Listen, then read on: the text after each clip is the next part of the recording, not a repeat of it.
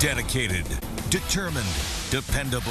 This is News 10 ABC at 11. Developing news from upstate New York. One escaped killer dead, the other still wanted. Richard Matt shot and killed by officers nearly 3 weeks after he and fellow inmate David Sweat broke out of prison. You never want to see anyone lose their life. But I would remind people that Mr. Matt was an escaped murderer from a state prison. State police found and later killed one of the two most wanted men in America. Good evening, and thank you for joining us. I'm Elisa Streeter. And I'm Mark Baker. A dramatic turn of events in the hunt for the two escaped killers today. Police now confirm one of them, Richard Matt, is dead. But David Sweat still on the loose, and searchers do not know definitively if he was with Matt when he was killed.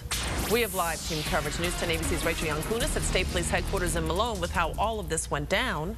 And Nicole Hart with how the people of this small town are dealing with this massive police presence.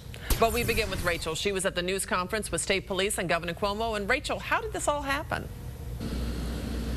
Well, Lisa, State Police say Richard Matt was shot and killed by a tactical team from Customs Border Protection near Route 30 in Malone. It's about 50 miles west of the Clinton County Correctional Facility, where Matt and David Sweat staged a brazen breakout nearly 3 weeks ago. Police say a man in Malone called 911 near a campground when he heard gunfire and realized the camper he was towing had been shot. Police responded to that wooded area and they detected the smell of gunpowder from one of the cabins.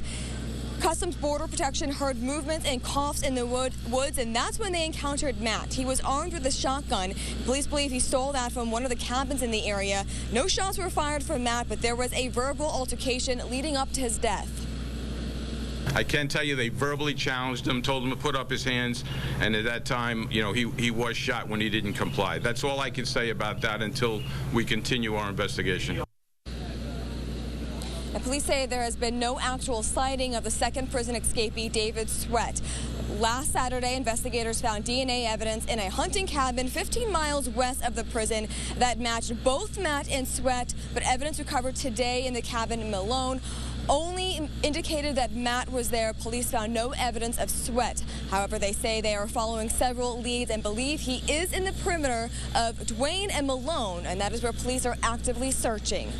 Live in Malone, I'm Rachel Young-Kunis for News 10 ABC. Thank you, Rachel. And the town of Malone is at the center of the law enforcement universe. Take a look at this shot by Justin Matthew.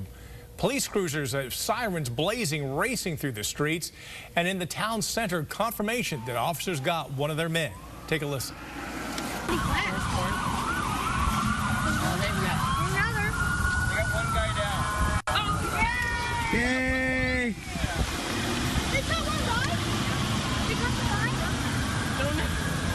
Relief from the family, one family there, but this was long before the latest news conference where we learned Richard Matt is dead and David Sweat, of course, as we said, still on the loose.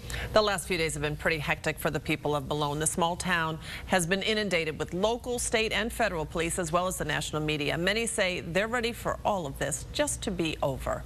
News 10 ABC's Nicole Hart is live in Malone with the story. She continues our team coverage. Nicole. Elisa, earlier today, community members also gathered here at the Malone Trooper Barracks to hear the updates for themselves. We spoke to some neighbors who grew up and still live in that area where Richard Matt was shot and killed earlier today, saying the fact that one of these two very dangerous men is no longer a threat is a huge sigh of relief for them. They say while life has certainly been interrupted throughout these last almost 3 weeks, they're thankful for everything law enforcement has done to keep their communities, their homes safe. Relieving. Yes.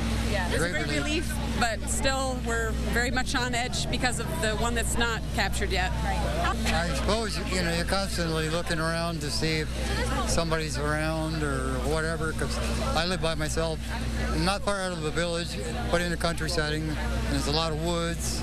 So, you know, it puts you a little apprehensive, not scared, but apprehensive.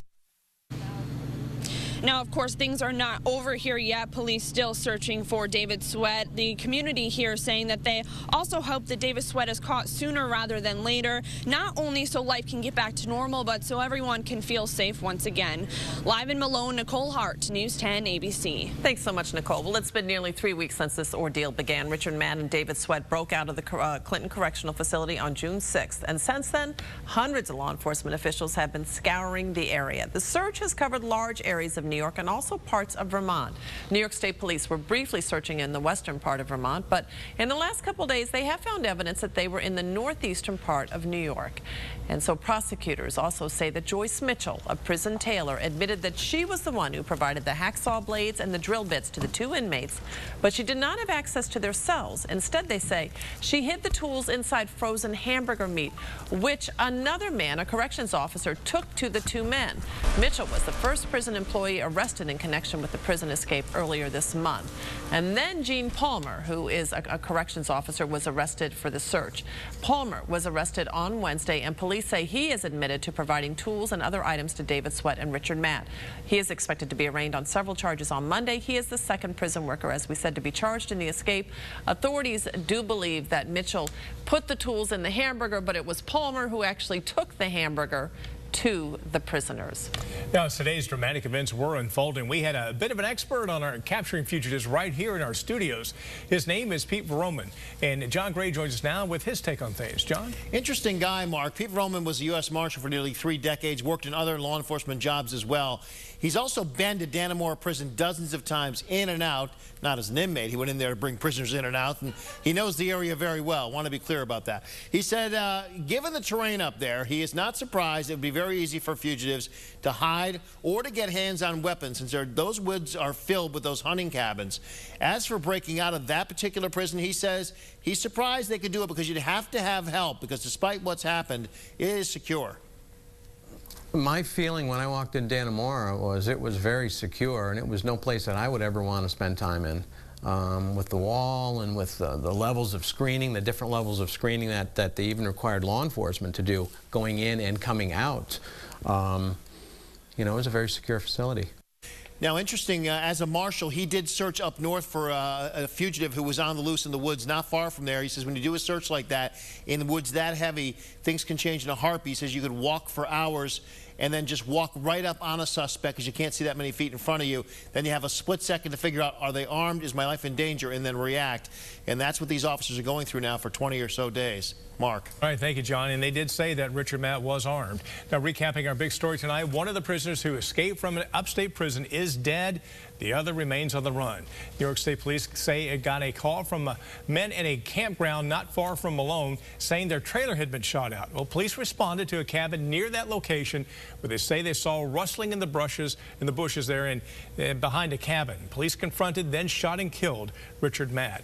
Now their attention turns, of course, to David Sweat, who police believe was with Matt as recently as a couple of days ago. They say they have the area surrounded tonight, but don't know his exact whereabouts. As always, you can depend on News 10 ABC to continue tracking the manhunt for David Sweat now. Stay with us on air and online at news10.com for the latest developments in the search, and of course, News 10 ABC in the morning.